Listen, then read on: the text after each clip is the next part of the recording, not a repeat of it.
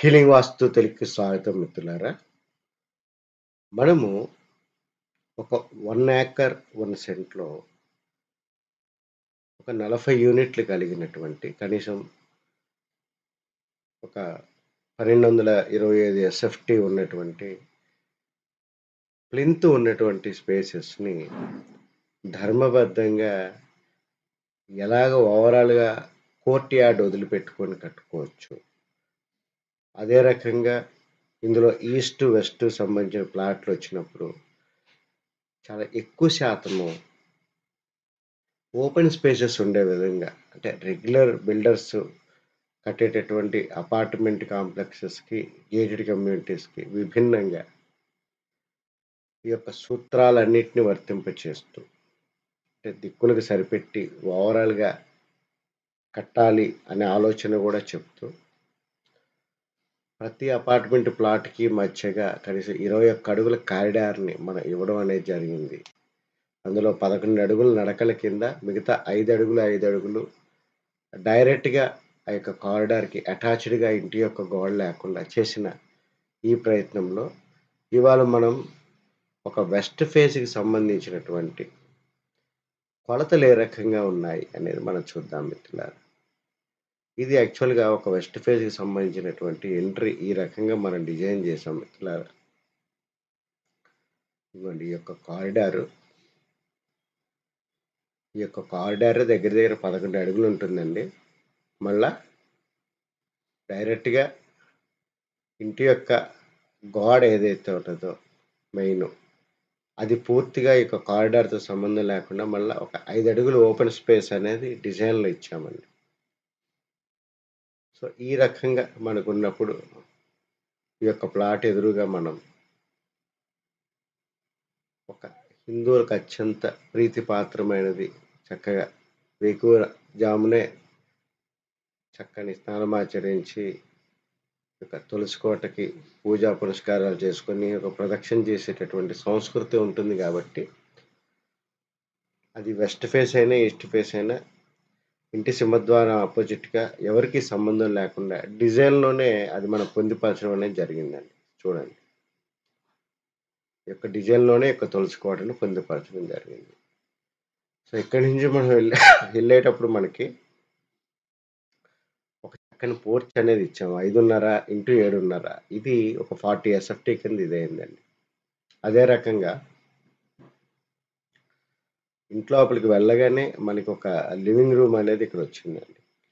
So, ఈ living room అనేది ఏంటనేది మనం చూద్దాం. అదే రకంగా ఈ యొక్క లివింగ్ రూమ్ యొక్క కొలతలు.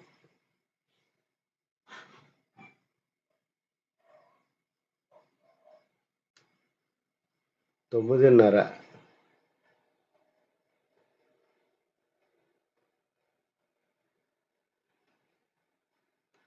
ఇంటూ మొత్తం 18, 10 ఉన్నటువంటి ఓవరాల్ ఇది మనం తీసుకునేటప్పుడు కేవలం ఒక లివింగ్ వరకు మనం చూసుకునేటప్పుడు ఇక్కడ మనం ఫర్నిచర్ యేసుకుంటాం. సో, దగ్గర దగ్గర 13:9:30గా ఉండి ఈ యొక్క కారిడార్ ఏదైతే ఉన్నదో మధ్యలో ఉన్నటువంటి కారిడార్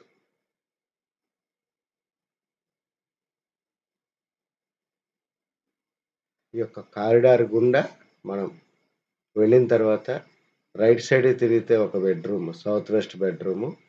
అదే రకంగా లెఫ్ట్ సైడ్‌కి తిరిగితే మరొక బెడ్‌రూమ్ అనేది ఇక్కడ మనం డిజైన్ చేశాం. అంటే సౌత్ వెస్ట్‌లో ఒకటి, ఈశాన్యంలో ఒకటి 2 బెడ్‌రూమ్స్ అనేది ఇక్కడ మనము చూపెట్టడం అనేది జరిగిందనమాట. పూర్తిగా ఈ యొక్క కిచెన్ కమ్ డైనింగ్ అనేది పూర్తిగా సౌత్ ఈస్ట్ ఆగ్నేయలోను, అదే తూర్పు భాగంలో మనం ఇవ్వడం అనేది జరిగిందండి.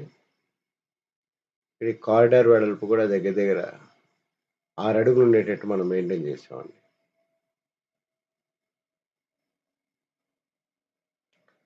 అదే రకంగా బెడ్‌రూమ్ 1 దీనికి సంబంధించి కూడా మనం ఒకసారి కొలతలయి చూపెడదాం.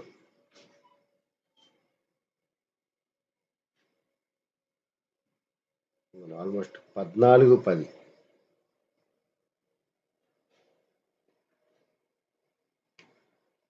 ఇంటూ 12 అడుగులు 2 అంగుళాలండి. అదే రకంగా బెడ్రూమ్ 2 అనేది మనం తీసుకునేటప్పుడు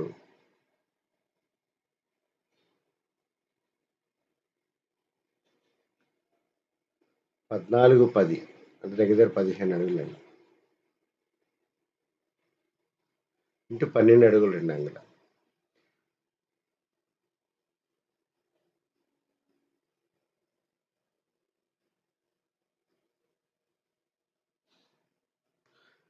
మనకి దీనికి మనం ఒక ఎక్స్‌టెన్షన్‌లో దీనికి వాష్‌రూమ్ అనేది ఇచ్చామండి. ఈ యొక్క బెడ్‌రూమ్‌కి.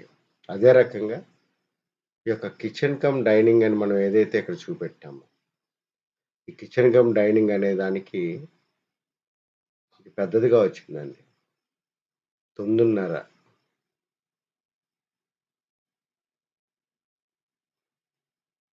ఇంటూ 18, 10 అంటే 19 వచ్చి ఇక్కడ దీనికి ఏం చేశామంటే, ఒక వాష్ ఏరియా అంట్లు అవన్నీ కడుక్కోవడానికి మనం ఈ రకంగా కిచెన్‌లోంచి బయటకొచ్చి ఈ యొక్క స్పేస్‌ని వాష్ ఏరియా కింద ఉంచడం జరిగింది. అదే రకంగా ఇది ఒక వాష్‌రూమ్ కింద చేయడం అనేది జరిగిందండి. సో, ఓవరాల్‌గా మీరు ఈ రకంగా గమనించినప్పుడు ఈ యొక్క కొలతలు చూడండి మీరు. ఒక లివింగు, బెడ్‌రూమ్ 1, బెడ్‌రూమ్ 2 వాష్‌రూము, అలాగే ఇక్కడ వాష్ ఏరియా, వాష్‌రూము ఇవన్నీ మనం చూసుకునేటప్పుడు ఇక్కడ ఈ ఎక్స్‌టెన్షనే మన దగ్గర దగ్గర 216 అడుగులొచ్చిందండి. అలాగే బెడ్‌రూమ్ 1 నుంచి మనం కిచెన్ కమ్ డైనింగ్ దగ్గర నుంచి మనం ఇక్కడ చూడండి మిత్రులారా. ఇదొక స్టోర్ అనేది ఇచ్చుకున్నాం. స్టోర్ గాని, లేదంటే వాషింగ్ మిషన్ వ్యవస్థ ఇక్కడ వాడుకునే విధంగా. అదే రకంగా ఈ బెడ్‌రూమ్‌లో ఉండేవాళ్ళు ఈ స్పేస్ నుంచి బయటకొచ్చి, ఈ యొక్క టాయిలెట్ అనేది ఎక్స్‌టెన్షన్‌లో ఉన్నది వాడుకునే విధంగా ఈ యొక్క డిజైన్ ఇచ్చామండి.